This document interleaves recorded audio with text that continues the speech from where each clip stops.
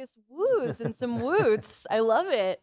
Hello, Daniel Peter. Thank you so much for being here. Thank you for having us. So there's a lot of buzz right now about how AI is revolutionizing creative industries and corporate communications. And we're seeing things that a few years ago would have seemed like science fiction. AI avatars, video, virtual presenters, AI-generated video. I like to think that the next big thing will be sending AI to the meetings that could have been an email. I don't know if we're there. Are we there yet? Are we there yet? You're not? I'm not. I'm not even here right now. But I want to start. You all are in the middle of this, so I want to actually start there. How is AI changing communication and storytelling? Yeah, with the storytelling, like our focus, of course, is in the enterprise. And so when you think about my history through this, it's like I would write a document, I would write a story. Like it would often be read by a handful of people. I think the really super interesting part is with a video, it's so much more engaging. And I worked for a multinational, and be able to one-click translate that into all the different target languages for the people that are going to be the audience of these things is just it's so amazing. Video is definitely predominantly becoming the medium of choice, and so to see that medium just be there and as lifelike as the avatars are becoming today, it is just it's pretty amazing. It's unreal. And we have a new avatar. We'll have a little glimpse of it later, but I think I'm grinning because we're going to actually see it. But they actually become just incredibly lifelike. And our goal, of course, is to just think about like how can you make that as lifelike as possible. And I think that really helps with the clarity of the communication, the voices, the video, and as human-like as that is becoming, it really just changes the way you can communicate in these things.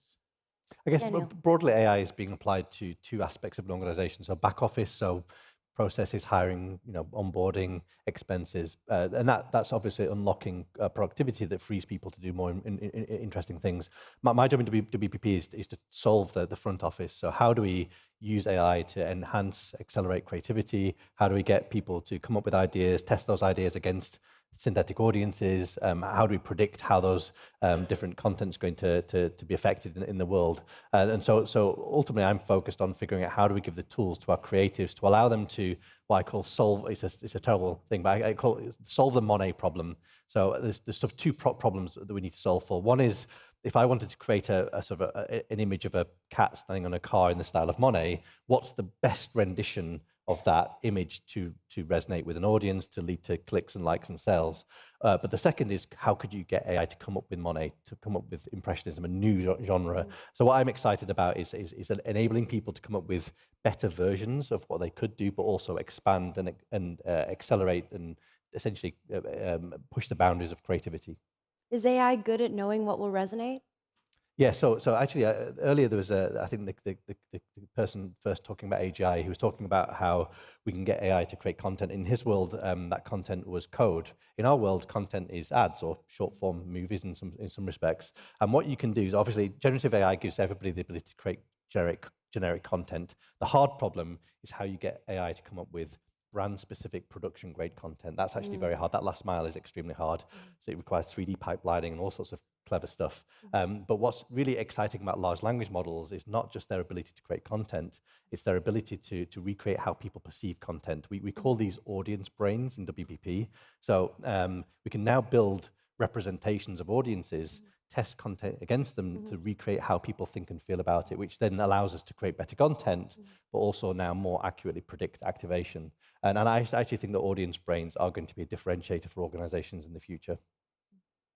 Anything you want to add, Peter? No, I'm kind of curious in that one. Like, how do you know whether those brains? How do you know how accurate they are and how far they deviate? It's a great question. So I guess there's been a history in marketing where we collect. No, we're both asking questions. Yeah, no, that's That's right. where we collect names and addresses and dates of births, and as far as I'm concerned, kind of all of that is a proxy for who you are. How you perceive something will depend on whether you've just fallen in love, the weather, the time of the day, how side of the bed you woke up on exactly. that day. So understanding the data that you need to build representative audiences is actually the first step, and that's a hard problem to solve. But you need to have human in the loop. So just like training any expert, going from sort of a graduate to somebody that has deep knowledge about something, you usually have to have people that can educate them. So I'm a big fan of always having a human in the loop educating the AIs.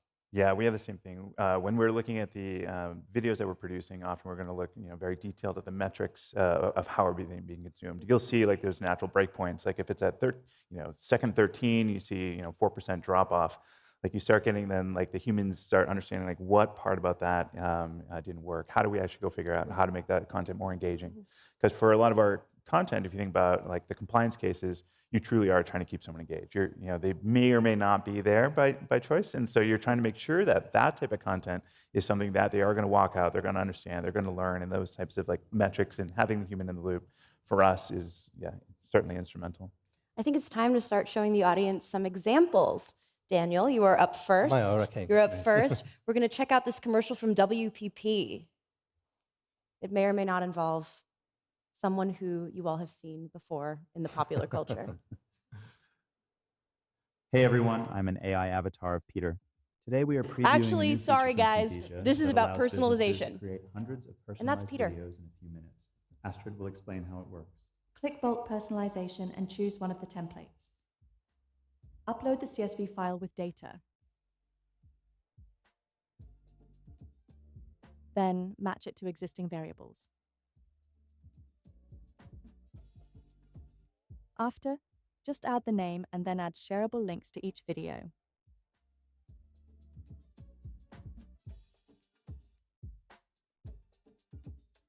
Let's wait for it to generate.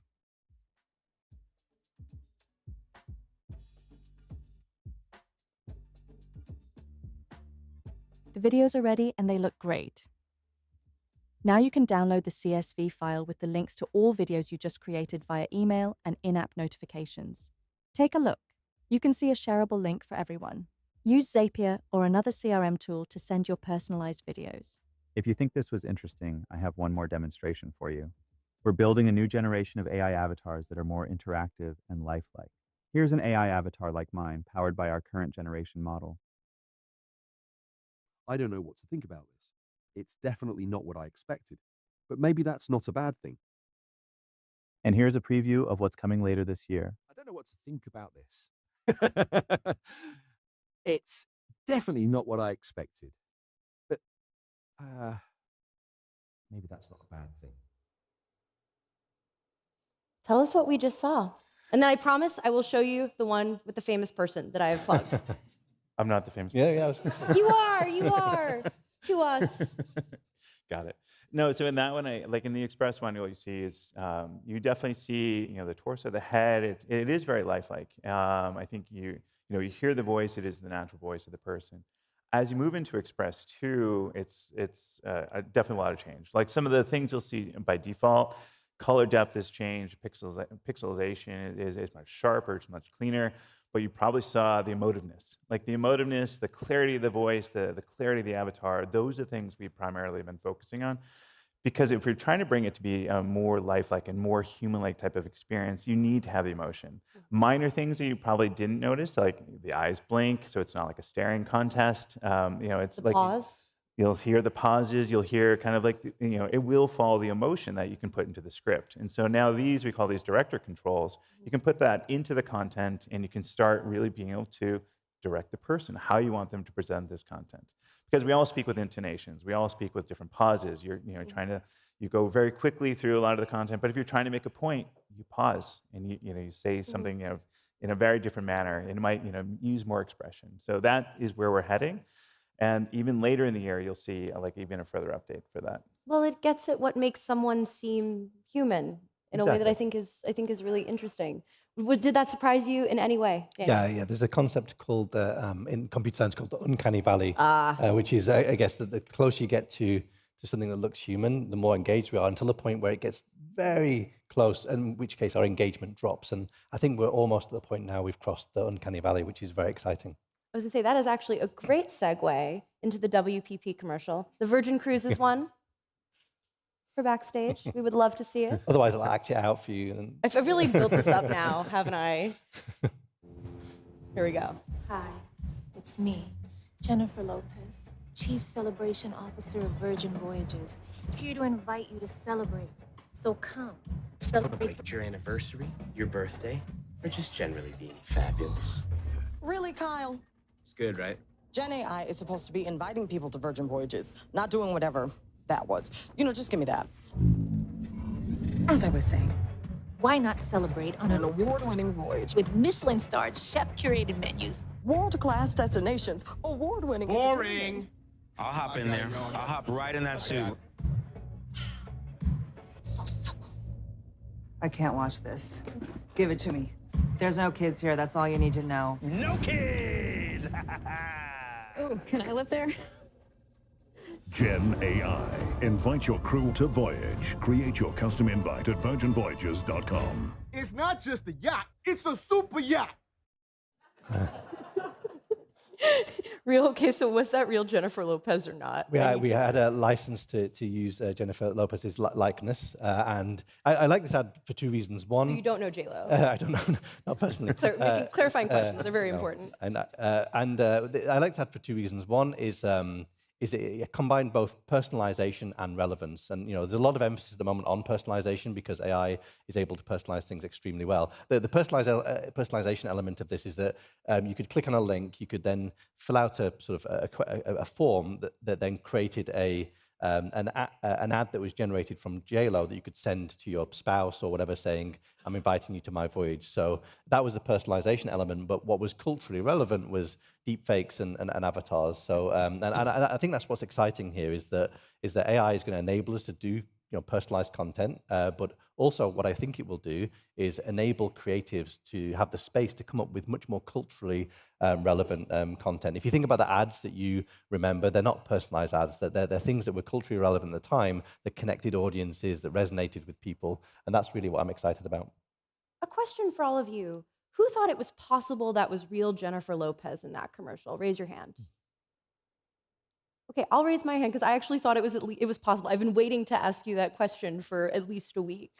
On one hand, any thoughts, Peter, other than that was funny because you were actually laughing into the microphone? It was actually super funny. Actually, I really enjoyed it. I think the other interesting part that I noticed, like we were talking about the avatars being more emotive, and as you think about that, like you can actually see the personality of the other person. And I think that it was an obvious concept, but if you kind of think about like our use case, just kind of like internalizing that, being able to have the avatar who's someone who's perhaps maybe more attractive than I am as the avatar, and then being able to like apply my personality or things I want to say into that, you can start realizing like there's many ways to do this. Like like stage speaking is not my thing. Being able to use the skills of someone along those lines, I think is just miraculous. And like the ability to scale and have like a meaningful message being able to be communicated in like in a very trained and professional way, I think is a huge opportunity.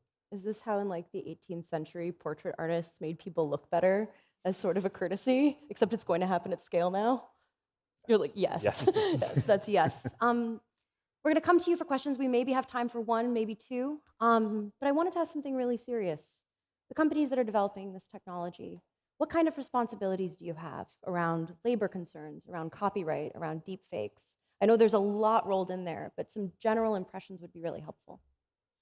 Yeah, our use case is one that's very specific to the enterprise. So it's a little bit different than the large models. So we don't have all the same concerns and all the same questions. That said, it is incredibly important for us to think about the outputs that are being produced. And so if you think about like the outputs that are produced, like it's certainly something that we need to be able to control to make sure it's not illegal content, it's not harmful content, it's not going to be copyrighted content. Those types of things are absolutely important, and it's something that, as we were looking through moderation, things that we care deeply about. So, like from a responsibility standpoint, to have that moderation, to be able to ensure that as you're thinking about the corporate entity, a lot of people are going to put their corporate brands on this. They do not want to be in the midst of anything that is unintended or otherwise illegal. And so it has very specific stakes. They have very specific standards. They know how they want this used, and it's our responsibility to make sure that their brand is put in the absolute best light. Or like it being on the communications side, that it's actually very specific to the topic. It's exactly what they hoped for. Our company is very focused on the enterprise, very focused on that corporate learning, so we don't have to have the same worries, I guess, as the large models, as like big tech does. What about you, Yeah, Tim? I mean, we have almost 50,000 people using our marketing platform Open that we've been developing over the past 7 years and continuing now to invest 300 million pounds a year into that. And you need to make sure that you have the right governance structures in place to make sure that people are using the right models in the right part of the supply chain to avoid, copyright infringement. We've, our legal counsel arguably is pioneering how we think about screening and making sure that we're using these technologies safely and responsibly. The issue around like data leakage has been solved. It's been solved by the hyperscalers. But one thing that I have to think about is not actually what happens if the AI goes wrong. And as engineers, we identify failure points and we try to mitigate them. But AI can actually go very right. And you've got to think about what risks and challenges that causes. There's a human bias called homophily, which is we tend to like and trust things that look and sound like us. So if we let AI loose to optimize ads, you might end up in a world where you have you selling to you. Now that might be very good for business, but it might be enforcing bias and bigotry and social bubbles. And we have a duty of care to make sure that we're using these technologies in the right and responsible way. And so it's really exciting because it allows us to create content, incredibly rapidly. But you have to have the right guardrails and structures in place to mitigate the risks. Questions from the audience? All right, we already have some hands over here. Yes. Coming your way. We only have time for one, sadly. Thank you. Lucy Burgess from Pharos AI. So, I mean, that was so interesting. The capabilities of this technology are incredible. I mean, related to the conversation around guardrails, one of the things we're seeing now is individuals using these technologies for fraud to pretend to be employees that they're not. And that's starting to cost companies millions of dollars. I mean, that's completely outside the use case that you talked about. So what kind of protections are you putting in place to make sure that those things don't happen? Well, so we have, I think, almost 30,000 agents operating across the business now. Those agents at the moment are primarily interfacing with human beings, but at some point, agents will be representing humans, interacting with other agents, interfacing with systems. And I think the panel earlier was talking about the risks associated with agents. We actually have been developing a lot of capability over the past several years to verify agents, making sure that they're doing things that they're meant to be able to do, that they have the right guardrails. And in fact, we're spinning this out into a company called Consium, which is actually trying to solve machine consciousness, but that's a different conversation. But this issue around verifying and testing to make sure that AIs are safe and responsible is going to be a big issue. Like, we are unleashing the ability for people to create agents that do stuff, and we need to make sure that they're tested and safe. Yeah, very similar when we think about the enterprise or corporate cases.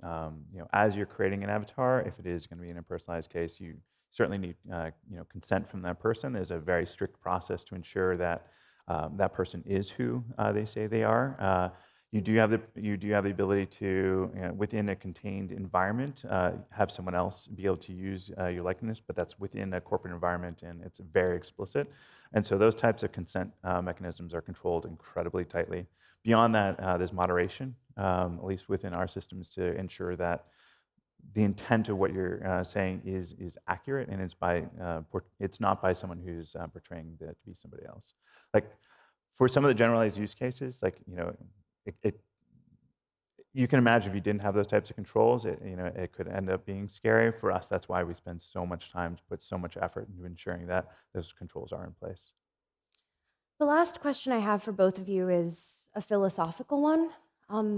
As you've been working with AI, whose success is predicated on being able to cross the uncanny valley, predicated on being able to imitate life, what has it taught you about what makes someone or something seem human? That's a tough question. I think one of the things that humans are incredible at is adaptability. We are resilient.